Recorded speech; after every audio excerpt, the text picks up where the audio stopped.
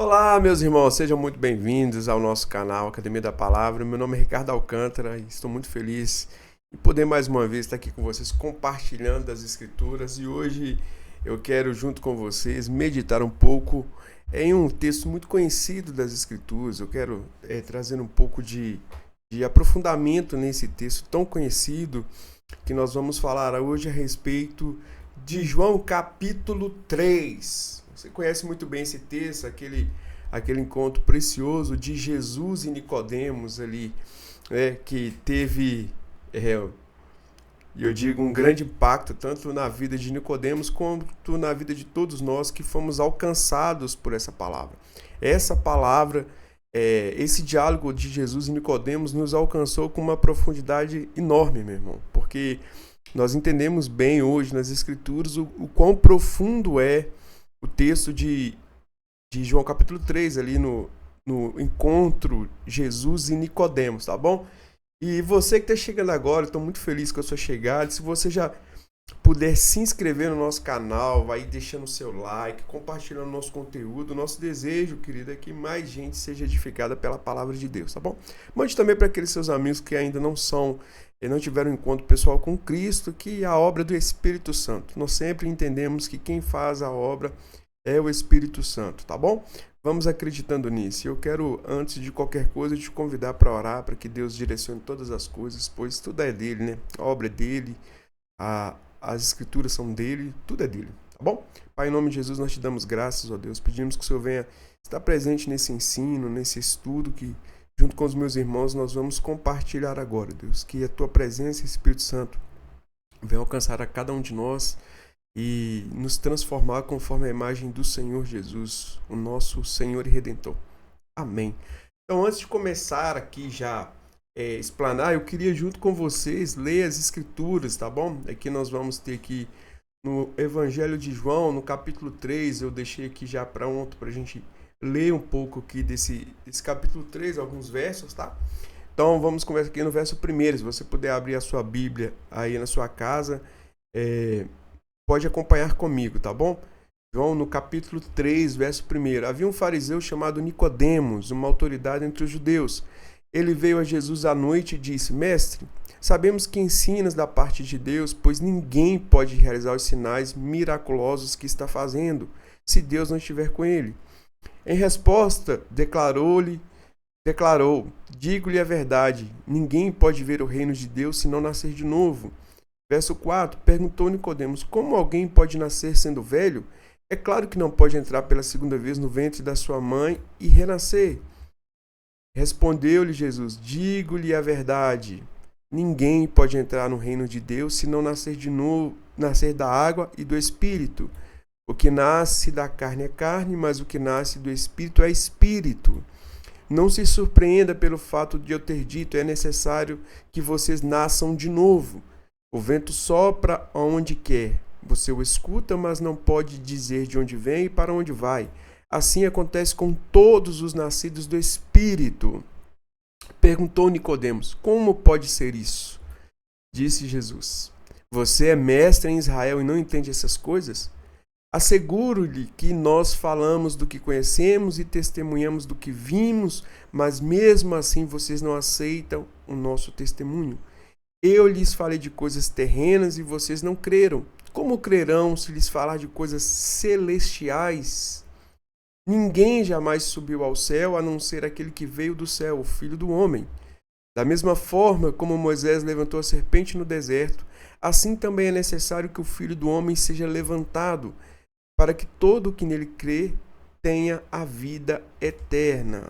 Que tenha a vida eterna. Porque Deus amou o mundo, que deu seu Filho unigênito, para que todo aquele que nele crê não pereça, mas tenha a vida eterna. Pois Deus enviou o seu Filho ao mundo não para condenar o mundo, mas para que o mundo fosse salvo por meio dele. Quem crê não é condenado, mas quem não crê já está condenado, por não crer no unigênito Filho de Deus. Tá bom? Este é o julgamento. A luz veio ao mundo, mas os homens amaram as trevas e não a luz, porque as suas obras eram más. Até aqui tá bom. Então a gente vê aqui nesse discurso de nesse diálogo de Jesus com Nicodemos, fatos extremamente importantes para a nossa fé cristã, né? Então vamos começar aqui na nossa imersão ao texto de João capítulo 3, falando realmente acerca disso, né? De um novo nascer de novo, um encontro que mudou a história. E eu separei dessa maneira porque temos um encontro com Jesus, um ensino sobre o novo nascimento e a revelação do plano de salvação dentro desse diálogo de Jesus com Nicodemos. É algo extraordinário que a gente vai começar a explorar, tá? E a gente já começa a ler ali no capítulo 3 que esse encontro foi à noite, né? Olha, Nicodemos era um fariseu, como eu relatei para vocês aqui no slide. Era um fariseu, um membro do Sinédrio, um homem muito religioso, que era muito reconhecido ali dentro do ciclo judaico, né, da vida religiosa.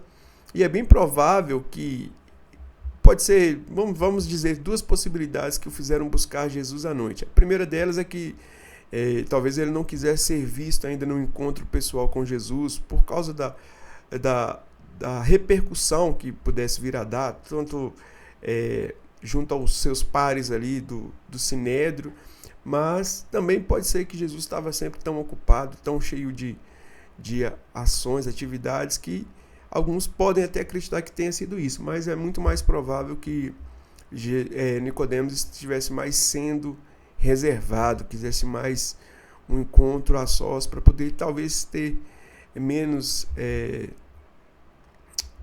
como eu posso dizer, ser menos comentado, digamos assim, tá bom?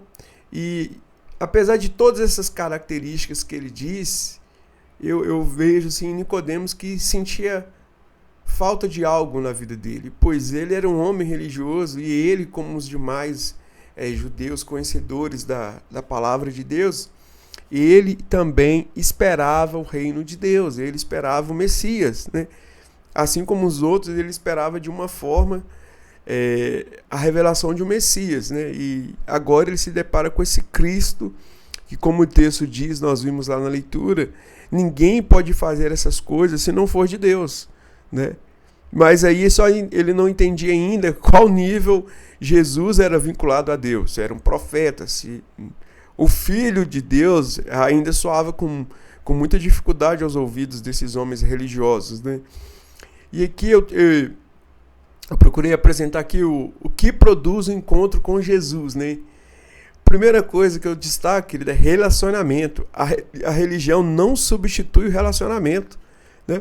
Jesus está falando como extremamente religioso, um homem extremamente conhecedor das Escrituras, mas a religião jamais vai substituir o relacionamento. Nós podemos ter um vasto conhecimento das liturgias, do modo, mas jamais vai substituir a mesa com Cristo, jamais vai substituir esse encontro com Jesus, esse relacionar-se, esse conhecer na intimidade. Olha, essa revelação tão profunda que Jesus entregou a Nicodemos não foi em público.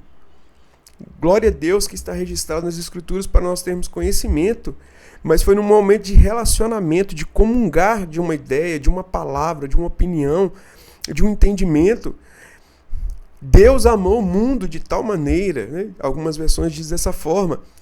E essa palavra não foi dita no templo, não foi dita no discurso ali de Jesus no Sermão do Monte, não foi dita em nenhum grande discurso, não, ela foi dita à noite, às escondidas, a um homem que estava faminto pelo conhecimento de Deus, da pessoa de Deus. Então Jesus se revela nesse relacionamento com Nicodemos, que é uma coisa muito linda. Segundo ponto que eu destaco, querido, o encontro com Deus, com Cristo, o Filho do Deus vivo, gera transformação.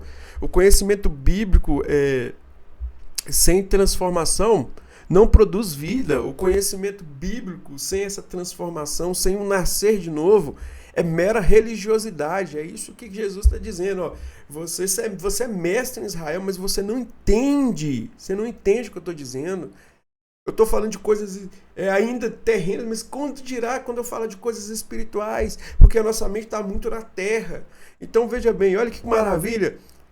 o conhecimento bíblico sem transformação não produz vida. A palavra de Deus tem que nos transformar. Não é, porque aqui é uma mudança de DNA. A gente vem da linhagem adâmica, aquela linhagem pecadora, aquela linhagem que foi caída ali no Éden. E Cristo vem nos dar uma nova identidade, a identidade do alto, a identidade semelhante ao Pai. Jesus aqui é um novo DNA em nós. Então, eu posso ter o conhecimento bíblico e viver uma vida antiga sem ser transformado, mas eu posso ter o conhecimento bíblico, uma experiência com Cristo e de fato ser transformado. Isso, verdadeiramente, é o nascer de novo. É o nascer de novo.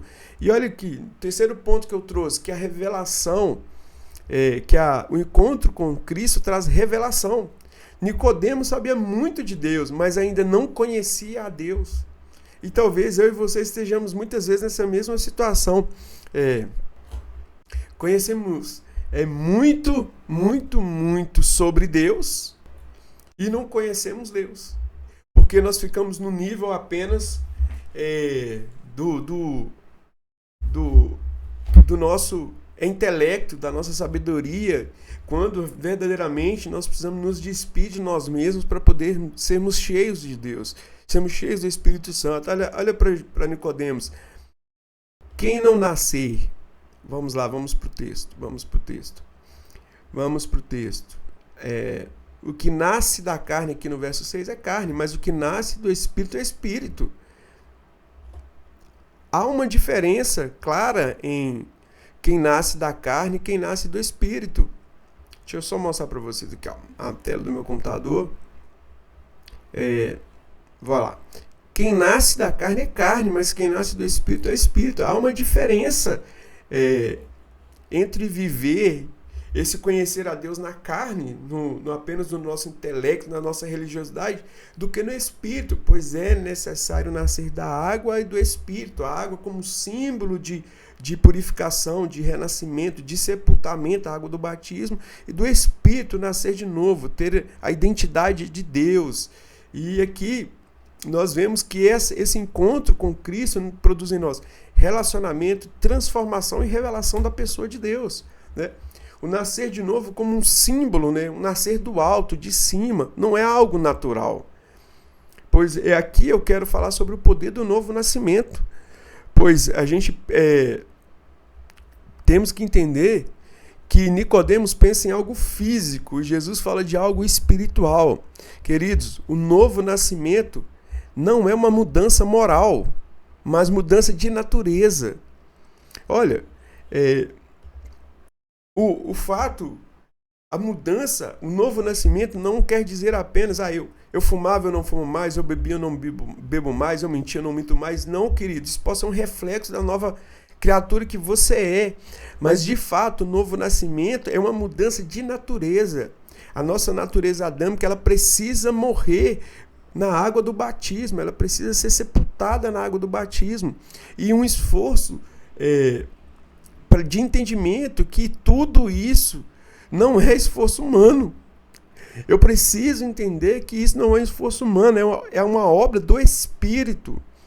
É o Espírito Santo que gera em nós, é o Espírito Santo que vai gerar em nós esse entendimento de ser como Pai, de nascer de novo. É o Espírito Santo, não é obra minha.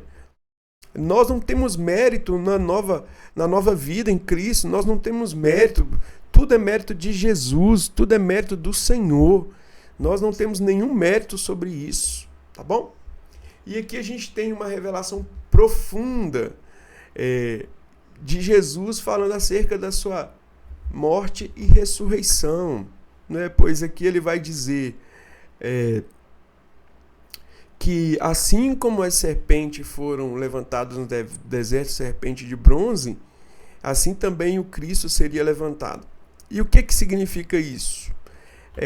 Isso significa que, eu não sei se você tem o conhecimento, se você já leu, ali quando o povo saiu do Egito, que começou a murmurar, o Senhor enviou uma praga e eles eram picados de serpentes e tudo. E aí o Senhor falou com Moisés. Moisés intercede pelo povo e ali há uma uma ordenança do Senhor para fazer uma serpente de bronze e colocá-la de pé no meio do arraial, e todo aquele que olhasse para aquela serpente seria curado. Isso ali é uma prefiguração, aponta para Cristo, é uma figura da morte e ressurreição de Jesus, da nossa salvação por meio de Cristo, pois todos nós que olhamos também para a cruz, ou seja, aceitamos a cruz, aceitamos a revelação de Deus por meio de Jesus, aceitamos a ação de Deus por meio de Cristo, a sua entrega, a sua oferta, nós somos salvos em Cristo Jesus, nós somos curados dessa enfermidade chamada pecado. E aqui eu trago a chave do capítulo, porque Deus amou o mundo. E aqui eu quero te dizer, querido, que o termo grego para mundo aqui é cosmos. Então, eu sempre entendo que é toda a obra da criação, inclusive o homem, pois Cristo vem restaurar todas as coisas. O pecado contaminou todas as coisas, e Cristo vem restaurar todas as coisas, inclusive a nós, homens, né, gerados pelo Senhor, homens que são nascidos de novo. Então, o pecado comprometeu toda a criação, né? Ali no pecado, nós temos o aparecimento de tantas coisas. O primeiro homicídio, a terra foi amaldiçoada pelo pecado. E aqui a gente vai ver que Cristo vem restaurar todas as coisas Cristo vem restaurar.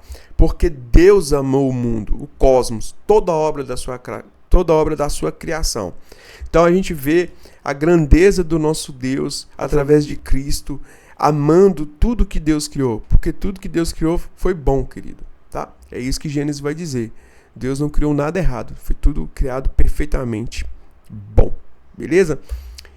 E aqui eu trouxe um mapa da salvação nessa apresentação desse encontro de Jesus com Nicodemos. Eu consigo enxergar a origem da salvação, todo nesse contexto que eu trouxe aqui nesse mapa, meio um mapa mentalzinho para a gente verificar, tá vendo? A origem da salvação, Deus amou. Pois Deus amou a obra da sua criação, teve misericórdia, não era obrigado a fazê-lo, mas Deus amou. E qual o alcance disso? Qual o alcance dessa salvação? O mundo. O mundo. Deus amou a sua obra, Deus amou tudo que ele fez, porque Deus faz tudo bom e perfeito, tá bom? O meio pelo qual ele traz essa salvação, seu Filho Jesus. É por meio de Cristo que todas essas coisas serão restauradas. E a condição dessa salvação, a todos aqueles que creem. Jesus disse, a todos quanto receberam deles o direito de serem chamados filhos de Deus. Ok? E a promessa, qual é a promessa para nós e para essa obra de redenção? A vida eterna. E isso é maravilhoso. Então, acho que aqui dá para a gente ter um mapa bem visual acerca desse encontro de Jesus com Nicodemos. E aqui eu trago um resumo, queridos, de Nicodemos representa todos nós antes de Cristo, né? Precisando de um Salvador. Às vezes com muito conceito, com muita religiosidade, com muito entendimento das Escrituras, mas necessitados de um Salvador. Todos nós, pois todos pecaram, como diz o apóstolo Paulo na carta aos Romanos, estão destituídos da glória de Deus. Outro ponto que eu destaco nesse resumo é o novo nascimento. Ele é um milagre espiritual, nunca será um esforço humano. Nós, por meios próprios, jamais conseguiríamos executar uma obra tão grande, que é a obra do arrependimento. Isso é gerado em nós através do Espírito Santo, pois quem convence o homem do pecado, da justiça e do juízo é o Espírito Santo. Ele que nos convence. Outro ponto, Jesus veio por amor e oferece vida eterna. E ele vai dizer no texto, todos quanto recebem serão salvos, mas quanto todos os rejeitam, esses já estão condenados, é a palavra. Né? A gente para muito no verso 16 aqui do capítulo 3 de João, mas a gente pode continuar, vamos ver aqui, pera aí só um minutinho, deixa eu voltar aqui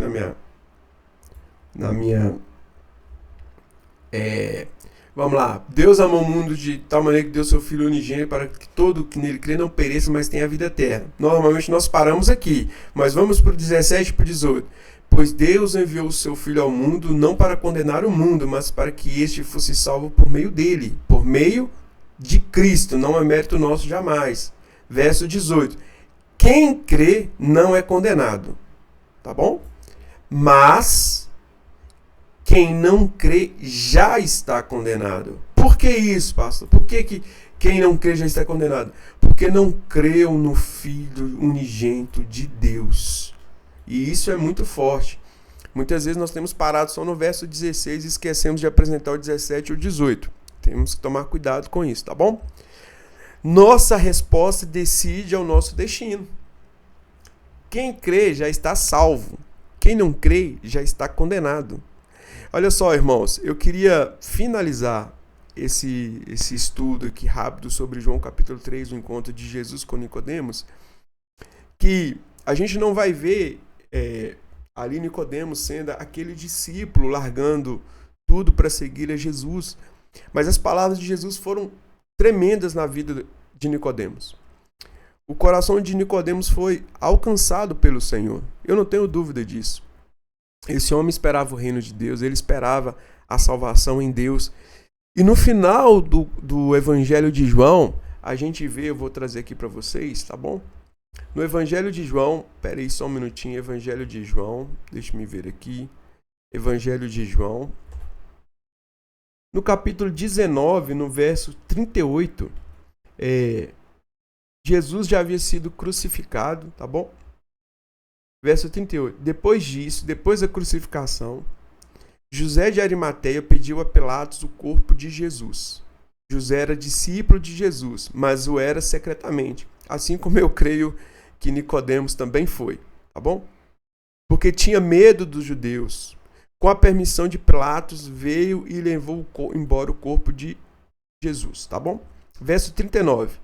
Ele estava acompanhado de quem? Nicodemos, aquele que antes tinha visitado Jesus à noite.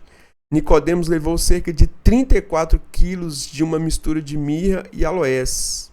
Olha só, querido, quem estava ali naquele momento ali junto com Nicodemos, cuidando do corpo de Jesus ali após a sua morte? Quem estava ali presente? José de Arimateia pediu o corpo de Jesus e Nicodemos providenciou uma grande quantidade, um valor considerável de especialistas para cuidar do corpo de Jesus. A palavra de Jesus naquela noite, além de tudo aquilo que Jesus havia feito na vida de Nicodemos, na vida de todos aqueles que estavam ali naquela região, impactou a vida de Nicodemos. Eu não tenho dúvida que, assim como José de Arimateia era um discípulo de Jesus em secreto, Nicodemos também teve o coração alcançado. Pois a palavra de Cristo sobre a vida dele, a revelação do nascer de novo, sobre aqueles que entendem, nunca será em vão. Pois verdadeiramente é necessário nascer de novo, da água e do Espírito, tá bom? Espero que tenha sido bênção na sua vida. Se você ainda não se inscreveu no nosso canal, vou te pedir mais uma vez, vá lá, se inscreva, compartilhe e assista esse vídeo até o fim. O YouTube vai entender que é um conteúdo relevante, que pode ser útil, e ele vai continuar divulgando, tá bom? Que Deus te abençoe em nome de Jesus, até a próxima. Fiquem com Deus.